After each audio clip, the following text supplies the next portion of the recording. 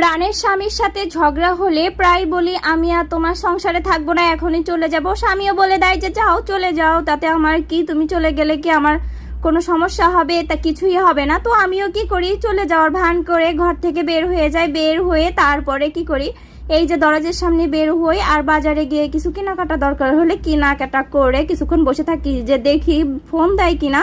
Phone দিলে বাসায় যাব, একটু অনুরোধ করবে, তারপরে যাব, তার আগে আমি যাচ্ছি না। তো এই যে দেখেন বাজার করে নিয়ে আসছি, ফুলকপি নিয়েছি আর হচ্ছে পেঁয়াজ লাগতো, এই জন্য পেঁয়াজ নিয়েছি। আর ব্যাগের ভিতরে কি আছে একটু দেখিয়ে দিই। দেখেন ব্যাগের ভিতরে আমি কিছুই নিই না, একটা পানির বোতল আগের ছিল, তো এই যে পানির বোতলটা আর হচ্ছে কয় টাকা নিয়েছি দেখেন। বাসা থেকে বের হলে আমি একটা টাকাও নিয়ে বের হই না, কিন্তু আমার ব্যাগে ভুলবশত এই কয়টা টাকা ছিল। তো আমি আবিদার আপুর সাথে রাগ করলে প্রায় বলি যে তোমার টাকা পয়সা সব থাক, আমি তোমার কিছু নিয়ে বের হবো না। দেখো তোমার কাপড় চোপড়ও রয়ে গেছে, আমি কোনো কিছু নিয়ে তোমার বাসা থেকে বের হবো না।